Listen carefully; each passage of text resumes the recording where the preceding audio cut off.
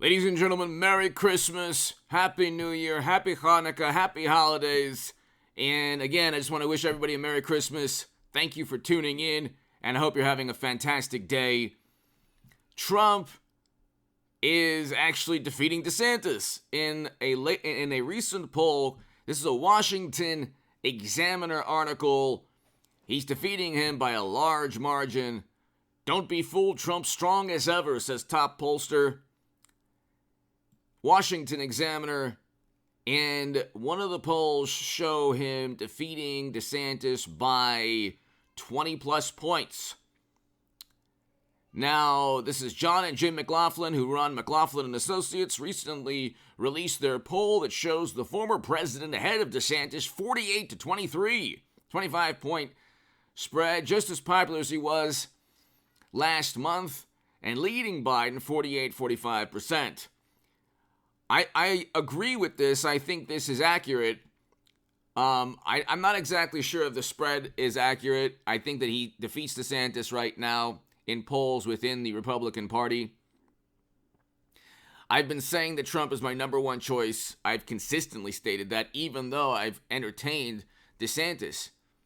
So Trump is my number one choice. I do think DeSantis would do quite well if for some reason, God forbid, Trump did not want to run, and then it was DeSantis that ran against Biden, or I think Hillary Clinton will be the nominee in 24. I know you might think I'm nuts, but I told everyone crypto would crash. It did. The market would tank. We'd have a recession. It did. I said Clinton would lose to Trump back in the day in 2016. That happened. I told you that everything from the Steele dossier to the Mueller probe would lead to nothing, and it was a completely fabricated, absurd attempt at trying to take down Trump that would fail. So I'm not right about everything, but I'm right about a lot, which is why we're over almost 201,000 subs. We're over 200,000 subs because of you. I will have a live stream this evening at around 8 p.m. Pacific or so. So be here for the live stream at about 8 p.m. Pacific time. The link will be below in the description section and also in the pinned comment. To my Patreons, thank you. Be here tonight for the live stream. Ladies and gentlemen, 8 p.m. Pacific. If you want to become a member, please do so. Please go ahead every morning at 8 a.m. We had a segment this morning, yesterday, the day before, 8 a.m. Pacific time every morning. We will have a YouTube segment, a video segment on this channel. So just set your clock, set your dial to 8 a.m. every morning. Expect to have breakfast or drive to work with H.A. Goodman on YouTube at 8 a.m. in the morning. But ladies and gentlemen, don't be fooled. Trump's as strong as ever, says top pollster. And I agree with that. So here, for us, it's deja vu all over again, except we may have learned from 2016 and 2020. The support for Trump, like I've always stated, even though I'm open to DeSantis,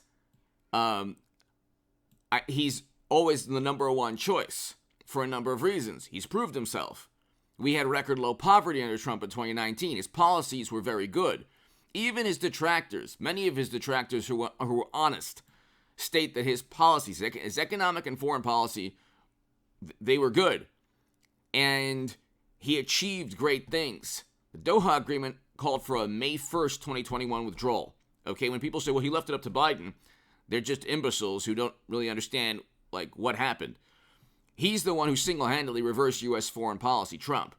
That would never have taken place, and Biden didn't even want to. He dragged, his feet. He did not want to follow through with it, and it was a May 1st, 2021 withdrawal. It wasn't waiting until the summer, until all chaos and mayhem, and we don't even know if Americans are left behind. And then we have inflation. They said, Biden's administration said inflation is temporary. The Fed, Jerome Powell, Janet Yellen, the inflation is temporary. I was telling everybody inflation is going to go through the roof. Oil and gas associations sued Biden's administration. They did so because his energy policies were terrible. He wanted to save the planet, and then he realized he couldn't save the planet and we needed fossil fuels, oil, and gas. And so then he flooded the country full of, he released 200 million barrels of strategic petroleum reserves. And then Trump's last year in office, Democrats gleefully tanked state economies. Then they gave stimulus checks, and then they said, oh, well, then you have some people who said, well, you bailed out Wall Street. Well, the quantitative easing was done because too big to fail banks could have gone bankrupt, or they could have gone under. If you have an economy, a self-induced wound where you shut down economic activity, money and lending would completely dry up. Business and commerce and industry and the economy would completely dry up. We'd enter a depression if they didn't engage in quantitative easing. I'm not defending the Fed. I'm saying we should never have shut down the economy to begin with. So then they say, well, you gave Wall Street a bailout. It's like, well, yeah, but Wall Street is directly correlated with Main Street, especially when you make stupid decisions like tanking your economic system when you didn't even have to do that. And Trump was against all of that. But again, his last year was commandeered. They say that he tried to commandeer a limo, another gossip nonsense. That's why they haven't indicted him. They won't indict him. If you look at Donald Trump's policies, it's fantastic. I will say this. If he doesn't, he can be ahead of Biden by 20 points or ahead of DeSantis by 20 points. If he doesn't make peace with the Arizona and Georgia Republican parties, there's no way any Republican wins, and there's no way Trump wins in 24 if he doesn't make peace with the Arizona and Georgia Republican parties.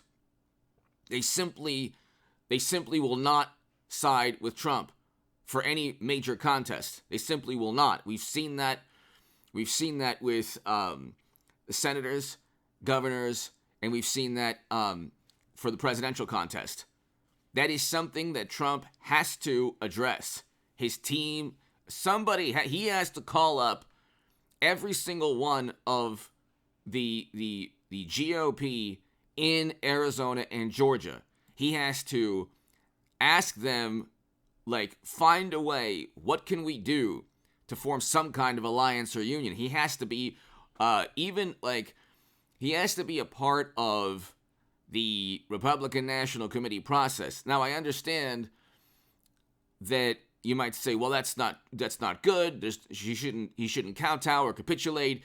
But I'm not talking about capitulating. I'm talking about politics, building some kind of, giving an olive branch, building some kind of communication or some kind of alliance or union. I mean, they're only the Republican Party. It's only the possibility of a Republican president who will literally do everything that Republicans have been talking about. That's also a problem.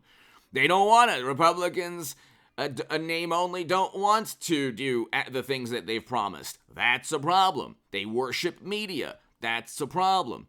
The people like Kinzinger and Cheney, Adam Kinzinger voted alongside Trump, voted for Trump's policies or executive orders 90% of the time in Congress, according to 538.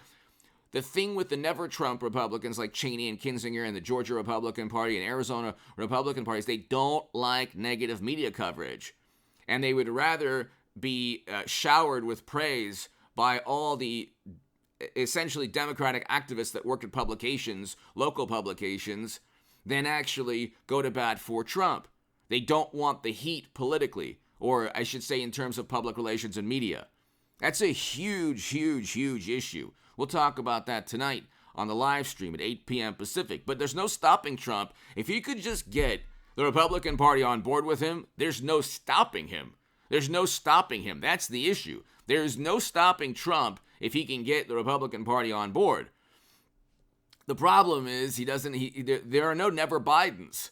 They'll rally around a house cat or a fern, or it doesn't matter. Fetterman, Biden, if they both were pulled aside or pulled to the curb by law enforcement, say, step out of your car, and they did a sobriety test, they would never even pass the sobriety test. Okay, Pennsylvania's new Democratic senator sounds like he communicates like Yoda, if Yoda was an alcoholic. So they don't even care. That was the worst debate of all time with Oz. I mean, No other country, no candidate in any other country would have won in that debate. No matter what, they wouldn't have won. In America, you can do that because Democrats the state Democratic parties are just as strong as the Democratic National Committee, maybe stronger even. But hit subscribe to this channel. Be here tonight at 8 p.m. Pacific for the live stream. God bless you all. Merry Christmas, and thank you so very much for watching and getting us to 200,000 subs. 8 a.m. every morning, ladies and gentlemen, on this channel. Thank you.